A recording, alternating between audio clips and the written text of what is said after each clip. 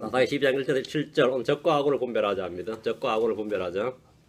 다사의 12장 1절 같이 읽습니다.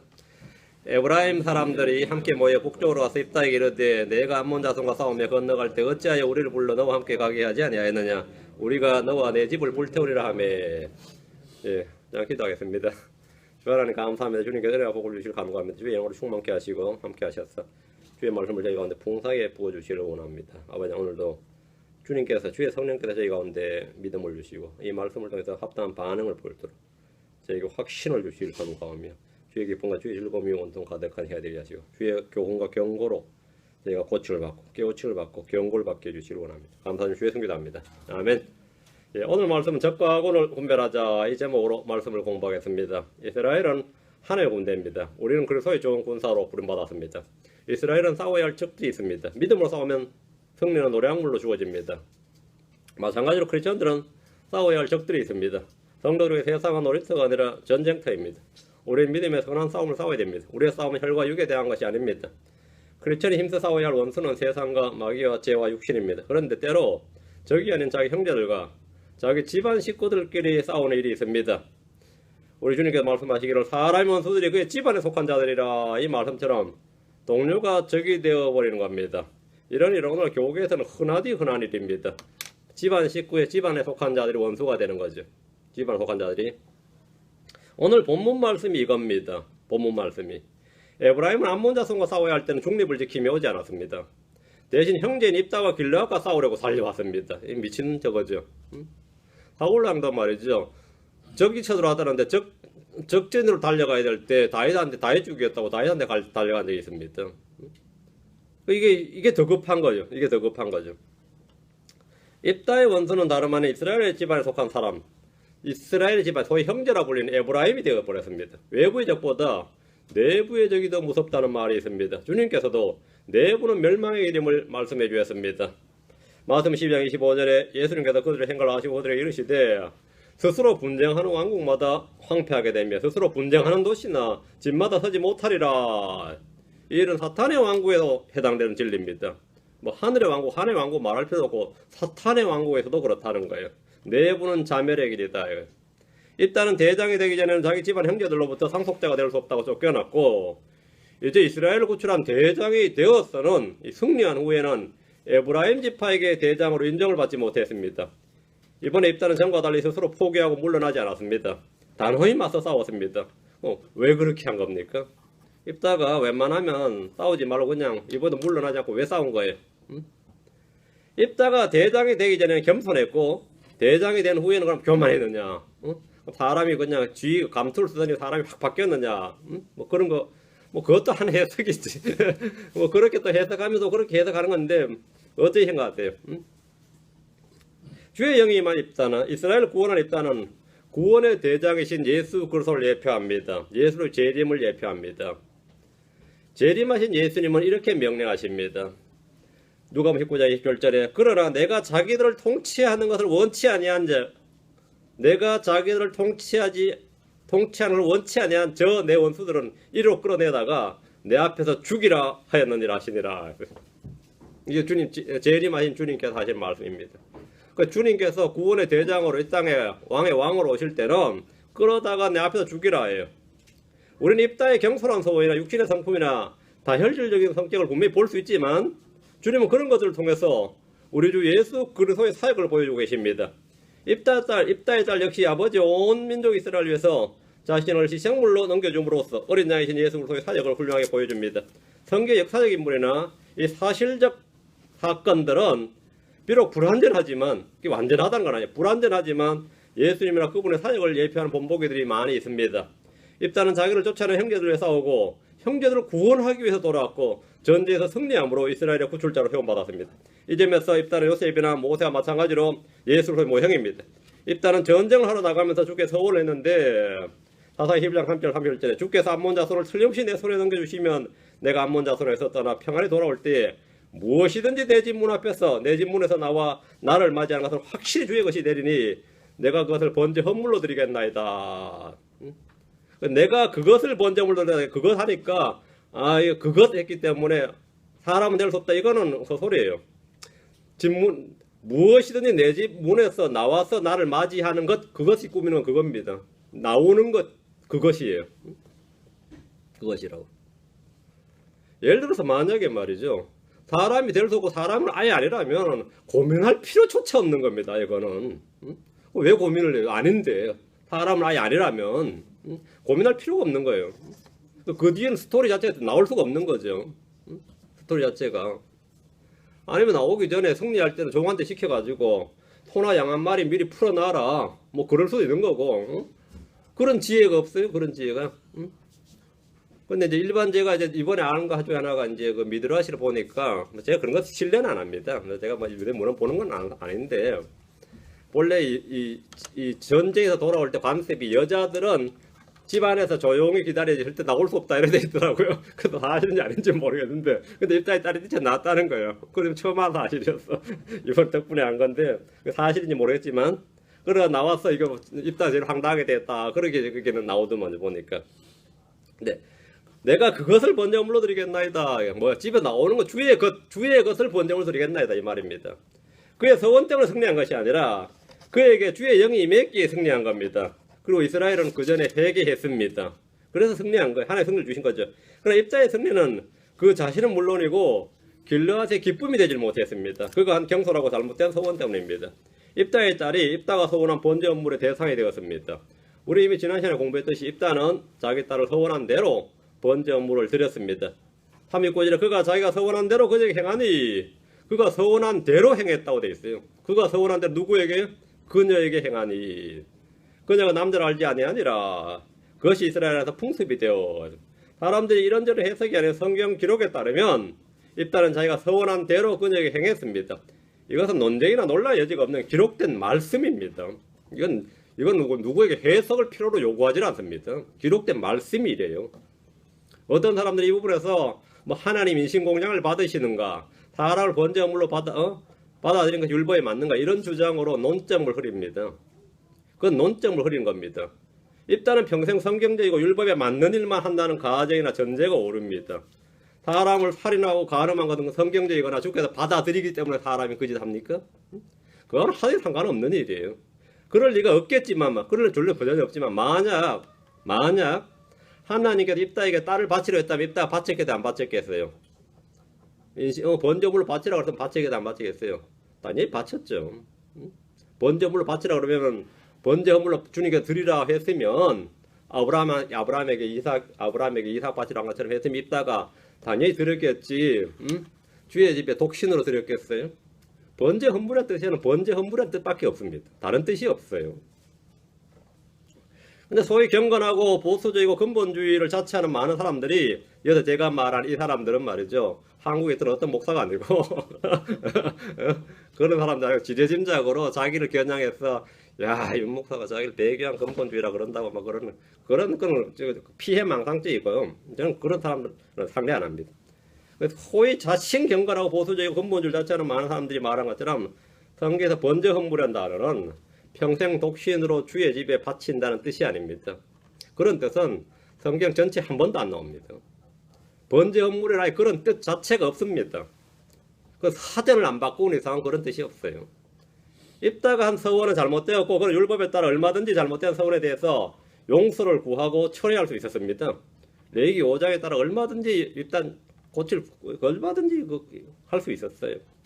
우리 이런 사건을 통해서 사사들의 시대에 이스라엘에 드리워진 영적 무지와 혼돈에 대해서 배우는 겁니다. 이게 얼마나 그 당시에 영적 무지와 혼돈이 깊었는가, 어둠이 깊었는가를 보는 겁니다. 오직 하나 안 겁니다. 서원에서 무조건 지켜야 된다는 거. 그거 하나 안 거예요. 그 얼마나 영적 무지와 암흑이 깊었나 이거죠.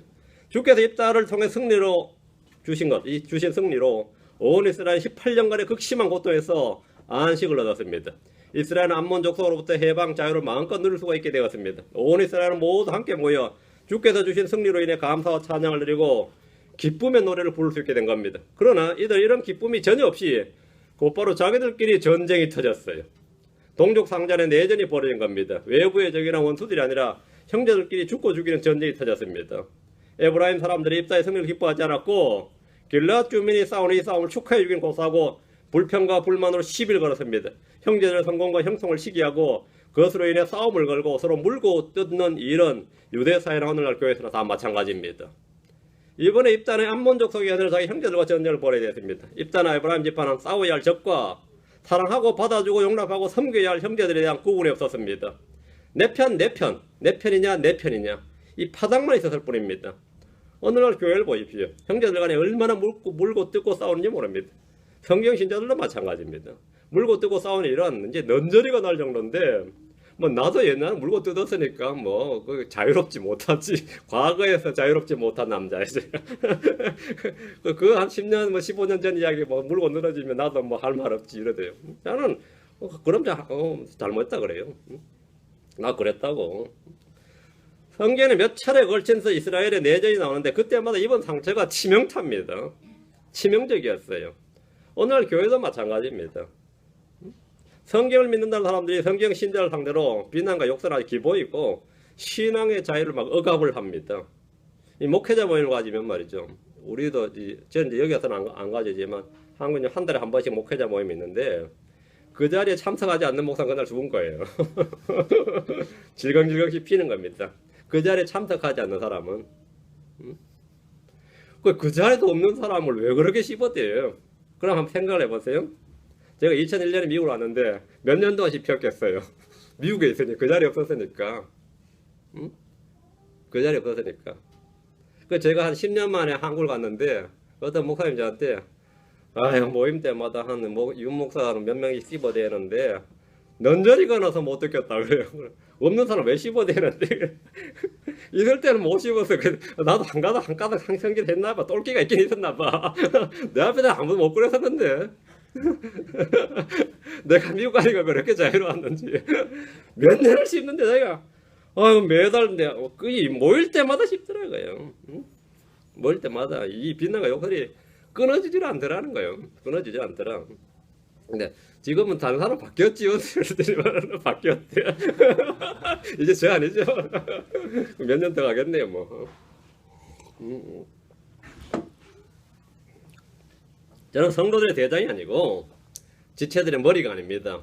저는 뭐 그들을 구출한 적도 없고 구원을 했고 뭐 그들의 대장도 아니고 회장도 아니고 머리가 아니에요.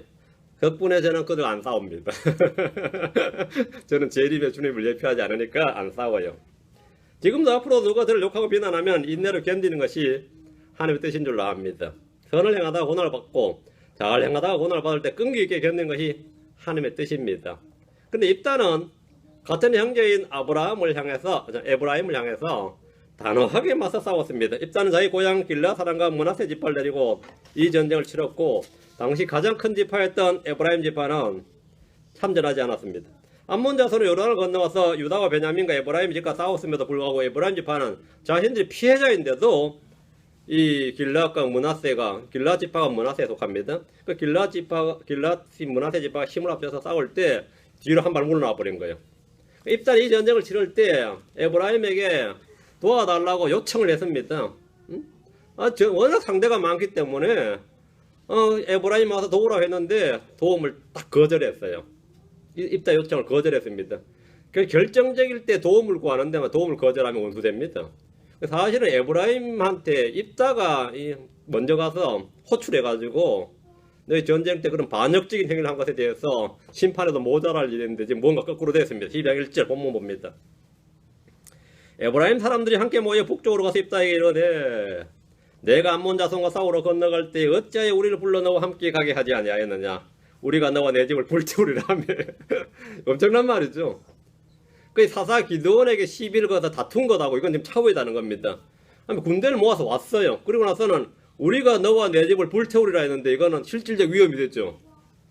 이게 지금 그냥 뭐 말싸움이 아니었던 겁니다. 암몬 자손들이 꼼짝 못하는 에브라임은 전쟁이 끝나자 함께 모여서 입다에게 왔습니다. 승리 축하 사절단으로 온 게 아닙니다. 이스라엘 구출해준 입다에게 감사의 뜻을 전하거나 선물을 주는 대신에 불평하면서 시비를 걸었습니다. 이전에도 이런 일이 있었습니다. 미디안과의 전쟁 때 기드온이 승리하고 돌아오자 이들은 기드온에게 와서 이 전쟁에 자기들을 부르지 않았다고 다투었습니다. 성경에 보면 심하게 다투었다죠. 에브라임은 싸워야 할 적과 사랑하고 섬겨야 할 동료들을 구분하지 못했습니다. 에브라임 전쟁의 때에 뒤로 물러나고 안식의 때에 뒤에서 싸우고자 했습니다. 사사기 8장 1절에 에브라임 사람들이 그에게 이르되 내가 미디안 족속과 싸우러 갈 때 우리를 부르지 아니하였더니 어찌하여 우리를 이같이 대화하였느냐 하고 그와 심하게 다툼으로 이 기드온한테 한 거죠. 에브라임이 형제들의 승리와 형통과 번영에 대해서 기뻐하고 감사한 것이 아니라 시기했고 이스라엘의 가장 큰 지파요 머리로서 대우를 받으려고 했습니다.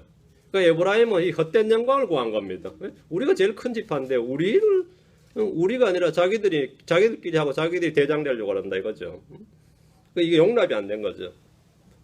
어찌하여 우리를 이같이 대화했느냐 이 말이 다 나오는 겁니다. 어찌하여 우리를 이같이 대화했느냐, 우리를 대장으로 머리로 대우하라 이거예요. 이 말은 기드온에게 대한 불평입니다. 위험은 싫고 영광은 취하고 싶고, 위험은 싫고. 에브라임은 기드온에게 자기들에게 싸울 기회를 주지 않고 승리의 영광을 독차지한다고 불평을 했습니다. 대접받고 싶은 마음이나 섬김받고 싶은 마음은 그리스도의 마음이 아닙니다. 겸손함과 온유함과 부드러움과 더불어 자신을 낮추어 섬기는 종의 마음이 그리스도의 마음입니다. 어찌하여 우리를 불러 너와 함께 가게 하지 아니하였느냐. 이것은 입다에게 한 불평입니다. 에브라임 헛된 영광을 구하며 입다와 길르앗 사람들을 노엽게 하고 시기했습니다. 성경 말씀합니다. 갈라디아 5장 26절에 우리가 헛된 영광을 구하여 서로 노엽게 하거나 서로 시기하지 말지니라. 에브라임 입다에게 다툼이나 불평 정도가 아니라 우리가 너와 내 집을 불태우리라 했습니다. 이건 실질적 생명 위험이죠. 전쟁을 선포한 겁니다. 에브라임 입다를 대장으로 인정하지 않을 뿐만 아니라 원수로 대하고 죽이겠다는 겁니다. 형제들 간의 분노와 다툼과 싸움은 가인과 아벨부터 있었던 뿌리 깊은 죄입니다. 아브라함과 롯은 다투었습니다. 그들은 헤어졌습니다. 이스마엘은 이삭을 희롱했습니다. 이스마엘 쫓겨났습니다. 에서는 야곱을 죽이겠다고 선했습니다. 야곱은 도망을 쳤습니다. 요셉의 형제들은 요셉을 미워했습니다. 요셉 종으로 팔렸습니다. 기드온의 아들 아비멜렉은 자기 형제 70명을 죽였습니다. 이게 전부 친형제 간에 일어난 일들입니다. 아브라함과 롯은 친형제는 아니지만 그 친형제 다르면 조카였죠. 에브라임은 입다와 입다의 집을 불태우겠다고 선언한 겁니다. 불태우겠다. 내가 너와 내 집을 불태우리라. 결과는 뭐죠? 42,000명 죽었습니다. 에브라임 집은 42,000명 죽었어요.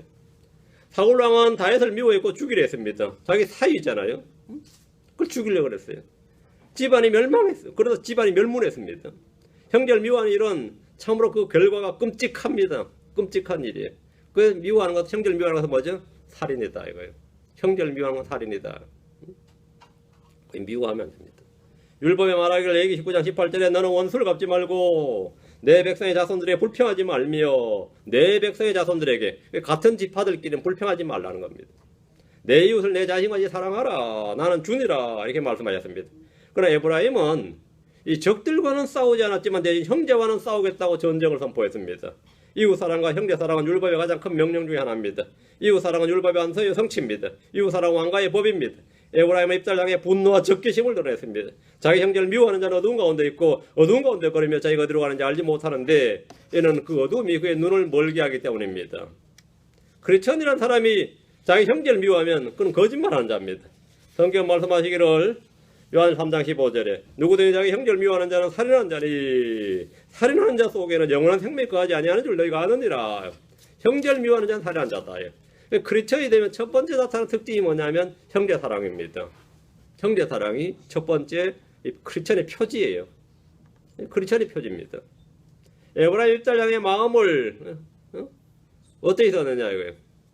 미움과 분노와 폭력을 표출하면서 우리가 너와 내 집을 불태우리라 이렇게 선포함으로 스스로 살인한 자요 거짓말쟁임을 드러냈습니다. 에브라임 입다가 잘못된 서원으로 자기 딸을 번제 물로 드린 것을 빗대어서 우린 너와 내 집을 불태우겠다는 겁니다. 너는 네 딸을 불태웠느냐? 난 너와 너 집을 불태워. 네 같은 놈이 무슨 대장의 자격이 있느냐 이 말이에요. 그게 적들을 향해 분노하고 용기를 내어야 할 때 그들은 형제들을 상대로 분노했습니다. 이런 상황에서 입다는 어떻게 해야 됩니까? 기드온은 에브라임이 다투며 도전할 때 온유함과 겸손함으로 그의 진노를 풀어줬지만 입다는 전혀 그렇지 않았습니다. 입다는 즉시 에브라임의 죄를 책망하며 그들의 거짓을 폭로하고 엄히 꾸짖었습니다. 2절 사사기 12장 2절 입다가 그들에게 이르되 나와 내 백성이 암몬 자손과 크게 싸울 때에 나와 내 백성이 할 때는 나 입다 자식이고 내 백성은 길르앗 그리고 므낫세 지파까지 암몬 자손 크게 싸울 때에 내가 너희를 부르되 에브라임을 불렀단 말이에요. 너희가 나를 그들의 손에서 건져내지 아니하므로 에브라임 입다가 암몬과 싸우러 갈 때 자신들을 부르러 오지 않았다고 했지만 이는 시비를 걸기 위한 거짓말이었습니다. 입다는 내가 너희를 부르되라며 그 지원을 요청했고 불렀다고 합니다. 입다가 암몬 자손과 크게 싸울 때 에브라임 불렀지만 그들은 참전하지 않았습니다. 너희가 나를 그들의 손에서 건져내지 아니하므로 이 말은 크게 싸울 때 전혀 도움을 주지 않았다는 말입니다. 선을 행할 줄 알고도 행하지 않는 것은 죄입니다. 형제가 어려운 때에 도움을 외면하는 것은 악한 일입니다. 에브라임 지파는 입다가 길르앗 사람들을 데리고 암몬 자손과 전면전이 벌어졌을 때 중립을 지켰습니다. 이게 말이 되는 소리. 이때 중립을 지켰어요. 3절 너희가 나를 건져내지 아니함을 내가 보고 이놈들 참전 안 한다 이걸 알았다. 그 입단 딱 알았다는 거예요. 안 온다 불러도 안 온다는 걸. 너희가 나를 건져내지 아니함을 보고 내 생명을 내 손에 두고 건너가서 암몬 자손을 쳤더니 주께서 그들을 내 손에 넘겨주셨거늘 너희가 어찌하여 이날 내게로 올라와서 나와 싸우고자 하느냐 하고 어찌하여 이날 올라와서 나와 싸우고자 나하고 전쟁하려고 그러냐 이거예요. 입단 에브라임이 참전하지 않는 것을 보고 홀로 건너가서 암몬 자손을 쳤고 주께서 승리를 주셨습니다. 너희가 나를 건져내지 아니함을 보고 우리 잠언 27장 10절에 가까이 있는 이웃이 멀리 있는 형제보다 나으니라 이 말씀대로 입다와 길르앗 자손들에게 에브라임은 이웃만도 못한 형제였습니다. 너희가 어찌하여 이날 내게로 올라와서 나와 싸우고자 하느냐. 어찌해서 올라왔지? 입다는 자기가 싸우고자 올라온 에브라임의 죄를 책망하고 꾸짖었습니다. 에브라임은 왜 입다와 싸우려고 하는 겁니까? 입다를 이스라엘의 대장이요 자신들의 구출자로 인정하지 않고 입다의 통치를 받고 싶지 않았기 때문입니다. 입다의 통치를 거부한다면 입다는 스스로 사임하든지 그들을 심판하든지 둘 중에 하나입니다. 입다가 지금 대장인 이스라엘 구출자 대장이니까 그 예를 들어 내가 왕이면 말이죠. 나가 왕을 거부한다 그러면 뭐죠? 반역입니다. 왕이 물러나든지 탄핵이 되든지 왕은 탄핵이 없죠. 그 반역이에요. 그러면 둘 중 하나예요. 둘 중 하나예요. 입다가 그들을 반역죄로 다스리든지 이래 된 거죠. 우리 주님 말씀하시기를 재림의 주님입니다. 그러나 내가 자기를 통치하고 원치 아니한 저 내 원수들을 이리로 끌어다가 내 앞에 죽이라 하였느니라. 입단이 이스라엘의 구출자로서 재림하신 예수님, 통치자 예수님의 모형입니다. 예수님께서는 자신의 통치를 원치 않는 자들을 끌어내어 죽였습니다. 초림 때의 주님께서는 우리를 반대하지 않는 자는 우리의 편이니라 이렇게 말씀하셨습니다. 맞죠? 초림 때 예수님은 자기 편, 내 편을 가를 때 그 기준이 우리를 반대하지 아니하는 자는 내 편이 우리 편이에요. 재림 때 주님은 나와 함께하지 아니하는 자는 나를 반대하는 자요 나와 함께하지 아니하는 자는 널 해치는 자니라. 그 정반대의 말씀이 복음서에 있죠. 하나는 초림 때 말씀이고 하나는 재림 때 말씀입니다. 우리 성경에서 모순처럼 보이는 구절들이 사실 모순이 아니라 대상과 세대를 잘 구분하면 절묘한 조화를 이룬다는 사실을 압니다. 지금 여기서는 뭐죠? 예, 이 두 번째 구절이죠. 나와 함께하지 아니한 자는 나를 반대하는 자요 해치는 자니라 합니다. 4절입니다. 그때 입다가 길르앗의 모든 사람들을 함께 모아 에브라임과 싸웠더라. 바로 전시 체제죠. 길르앗 사람들이 에브라임을 쳤으니 이는 그들이 말하기를 너희 길르앗 사람들은 에브라임에서 도망한 자들로서 에브라임 사람들과 문하세 사람들 가운데 있느니라 하였기 때문이라. 이게 이제 전쟁을 촉발시키는 가장 치명적인 말이 바로 이 4절이었습니다. 1절도 엄청난 불태운다는 말도 엄청난 말인데 4절은 길르앗 사람들의 이 분노의 기름을 부은 거예요. 입다와 길르앗은 당시 이스라엘의 가장 크고 강한 지파였던 에브라임과 일전을 치렀는데 입다는 전시 소집령을 내려서 길르앗의 모든 사람들을 모아서 에브라임과 싸웠고 길르앗 사람들이 에브라임을 쳤습니다. 자, 에브라임은 이 전쟁에 참여하지 않았기 때문에 피해가 없는 이 지파예요. 그리고 에브라임이 오히려 압도적으로 전력이 우수할 것 같은데 이게 참 이 또 전쟁의 역설인 게 말이죠. 길르앗은 지금 전쟁을 치렀기 때문에 피해가 크죠. 근데 에브라임이 당연히 자신들이 이 병력도 많고 피해가 없기 때문에 압도적으로 길르앗을 쳤으면 이길 줄 알고 길르앗이 겁먹을 줄 알았지만 전쟁을 한번 치러본 군인이 있는 이게 말이죠. 전쟁을 실전 경험이 없는 다수하고는 상대가 안 됩니다. 남한이 전력이 가장 강했던 적이 언제냐 그러면 월남전 참전한 파병용사들이 돌아왔을 때라 그랬어요. 그때 한국이 만약 북한하고 싸웠다면 상대가 안 됐다 그래요. 한번 직접 실제로 경험한 군인들이 있다는 말은 이 사람은 실제 전쟁에서 펄펄 납니다. 왜 미군이 압도적 전력을 가지고도 이 중공군한테 졌냐면 중공군이 거의 맨손으로 내려도 미군이 북한한테 졌죠. 그게 국공 내전으로 이 모택동이 이 마오쩌둥 군대죠. 이 마오쩌둥 군대가 워낙 어렸던 전쟁을 치르던 군사들 내보냈어요. 그 얘들이 산악전에서 얼마나 능한지 펄펄 나는 거예요. 무기도 별로 없는 자들이. 그래서 북한에서 미군들이 거의 몰살을 당하다시피 한 적이 많았습니다. 몇천 명이 몰살당한 적도 있었어요. 그러니까 길러앗은 지금까지 그 어려운 험한 전쟁을 싸우고 지금 왔는데 입다가 지금 사령관도 있는 전시체제에 준한 상태에 있는데 이 덤벼 왔으니까 에브라임이 깨지는 거죠. 이건 주님이 안 해줘도 깨지는 겁니다. 그러니까 완전히 그냥 싸워볼 필요도 없이 에브라임이 그냥 작살이 나버렸어요. 그 바로 입단에 에브라임을 쳤는데 협상이나 화해가 되지 않고 전쟁에 돌입을 했습니다. 에브라임이 입당을 무시한 것이 아니라 길르앗 사람들을 무시했기 때문에 자극했기 때문입니다.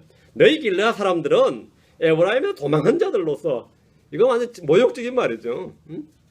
에브라임 사람과 므낫세 사람들 가운데 있느니라. 에브라임은 길르앗 사람들을 에브라임에서 도망한 자들이다 이렇게 말한 겁니다. 너희들 에브라임에 도망한 놈들 아니냐 이거예요. 형제가 형제를 향해서 할 수 있는 가장 큰 욕설과 모욕과 비난 중에 하나가 이런 겁니다. 예전에 영국이나 미국이 호주에 대해서 말할 때 미국이나 호주에 대해서 말할 때 뭐라 그래요? 영국에서 도망한 자들, 영국의 죄수들, 영국에서 쫓겨난 자들 이러죠. 그러면 이 듣는 미국 사람이나 호주 사람이 기분 좋겠어요? 물론 그게 어느 정도 사실이라 할지라도 발칵하죠. 그 미국 사람들이 영국에 대해 컴플렉스가 좀 있어요, 실은. 그런 역사가 있어서. 그러면 지금 미국 훨씬 더 잘 사니까 너희들 뭐 밥이나 빵이나 먹고 사냐 그래요. 경제력이 우리가 걸 뛰어나니까. 그 영국 애들 미국한테 너희들 요즘 영어는 할 줄 아냐 그래요. 이 브로큰 잉글리시가 아메리칸 잉글리시거든요. 너희들 요즘 말은 너희들 할 줄 아냐 그래요. 이게 뭐냐면 긁는 거죠 서로.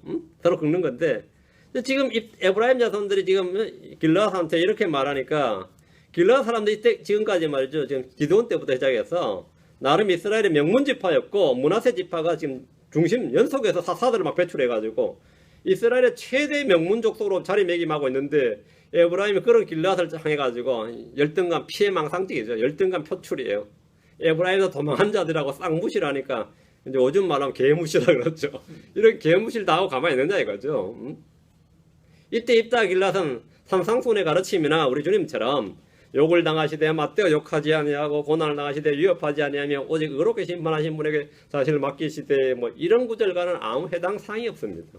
이런 구절은 지금 나한테 해당되는 사항이지.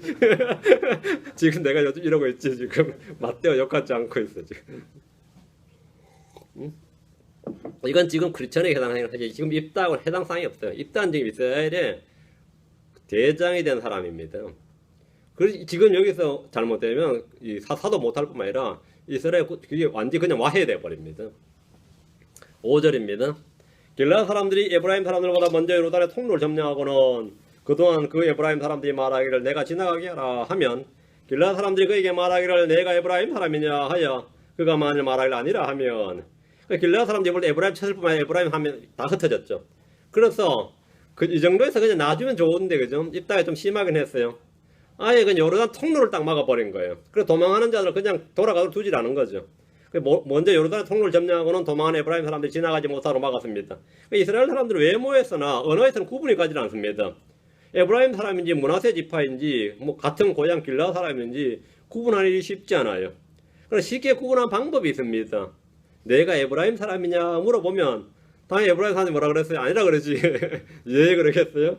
아니라 그러는데 아니라 그런다고 구분을 못하느냐? 아니야. 우리 테스트하는 방법이 있다는 거예요. 출생증명서 안 떼와도 내 아이디카드 발급 안 해도 있다 이거예요. 발음입니다. 지역마다 방언이 있고 음조가 있고 음색이 다릅니다. 특정 단어는 발음이 약간씩 차이가 납니다.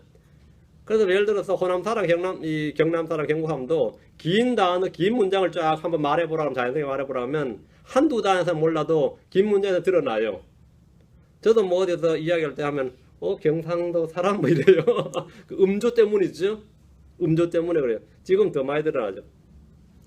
제가 이제 선교단체 될 때는 거기서는 사투리를 절대 못 쓰게 했기 때문에 말이죠. 전부 다 다자로 끝내게 했어요. 다자로 다 끝나게 말을 하면요.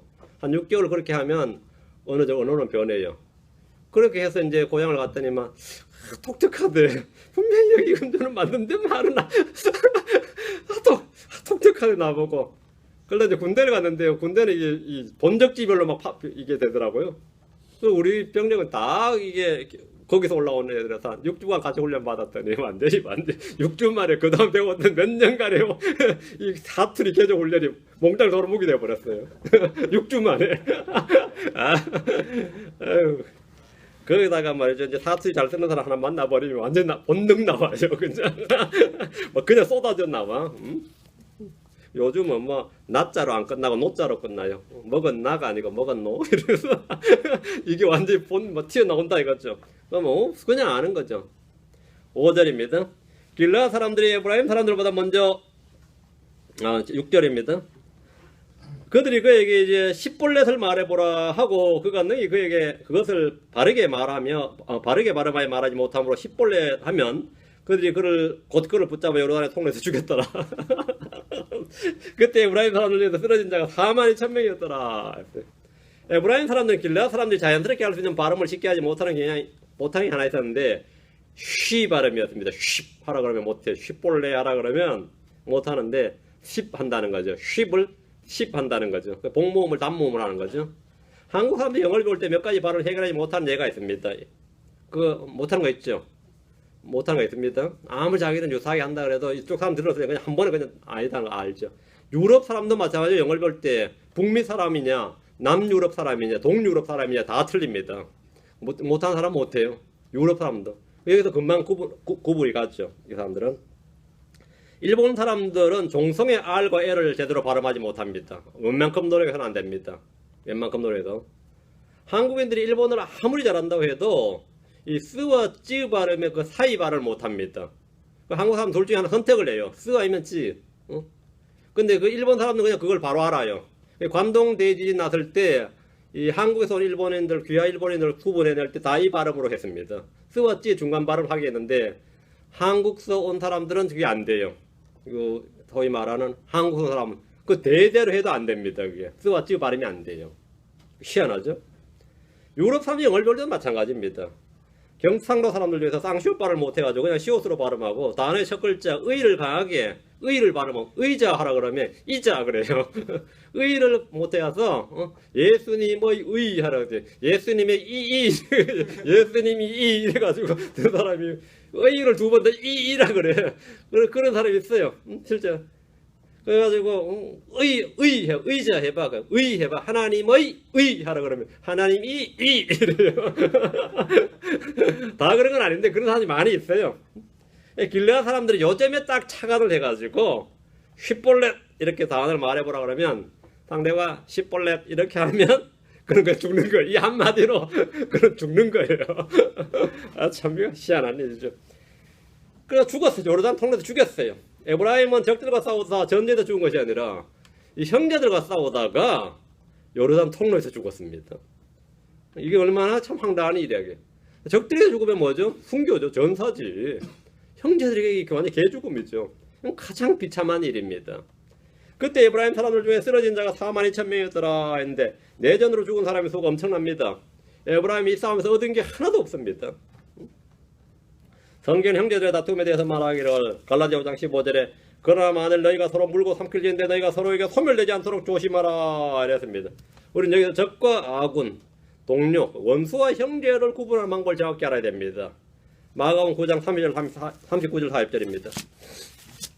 마가복음 9장 39절 40절 예수님께서 이르시되 그를 막지 말라. 내 이름으로 기적을 행하고서 쉽사리 나를 비방할 사람이 없나니 우리를 반대하지 않는 자는 우리 편이니라. 우리를 반대하지 않는 자는 우리 편이니라. 제자들은 자신과 함께하지 않고 주를 따르지도 않으면서 그분의 이름으로 마귀를 내쫓는 걸 보고 그를 막았습니다. 주님은 그런 요한에게 우리를 반대하지 않는 자는 우리 편이니라 이렇게 하시면서 피아를 정확히 구분해 주었습니다. 그뿐이 아닙니다. 41절에 너희가 누구든지 너희가 그리스도에게 속하여서 내 이름으로 너희에게 마실 물 한 잔을 주면 진실로 내가 너희에게 이르노니 그가 자기 보상을 잃지 아니하리라 했습니다. 그리스도에게 속한 자라는 이유로 한 잔이라도 물 한 잔을 주는 이는 적이 아닙니다. 에브라임 헛된 영광과 자기 영광을 구하면서 독한 시기와 맹렬한 분노로 형제들과 싸우는 것은 가장 바보 같은 일입니다. 에브라임은 어려운 때 형제를 지키는 자가 되지 않고 도리어 형제를 죽이려는 자가 되었기 때문에 주님은 입다를 통해 에브라임의 죄를 심판하셨습니다. 그러나 입다의 입장에서 이 승리는 사실 쓰라린 패배보다 나을 게 없었습니다. 그 형제를 향해서 싸워서 이기는 것이 그런 뭐 기쁜 일이 아니다 이 말입니다. 형제를 싸워서 이긴 그런 승리의 쟁취는 쓰라린 일이죠. 쓰라린 일이죠. 7절입니다. 다시 돌아옵니다. 입다가 6년 동안 이스라엘 재판하였고 그때 길앗 사람 입다가 죽어서 길앗의 도시들 중 하나에 묻히니라. 사사로서 입다는 6년 동안 이스라엘 재판했습니다. 입다는 비교적 젊은 나이에 죽었던 것으로 보입니다. 입다는 고향 길앗의 도시들 중 하나에 묻혔습니다. 이로써 입다의 파란만장했던 일대기는 끝이 납니다. 자, 오늘 여기까지 하고 다음 시간에 이제 계속해서 이제 입다의 사후죠. 다음 입산에 대해서 하겠습니다. 기도하겠습니다. 주 하나님 아버지 감사합니다. 주님께서 은혜와 복을 위해서 저희 마음을 주의 영으로 충만케 하시고 주의 은혜로 늘 가득 채우시길 간구합니다. 아버지 하나님 저희가 형제들 간에 서로 뜨겁게 사랑하게 하시고 주께서 명령하신 바 형제 사랑을 잘 실천할 수 있도록 도우시고 하나님께서 부어주신 그 사랑으로 살아갈 수 있도록 도우십시오. 감사드리며 주의 승 기도합니다. 아멘.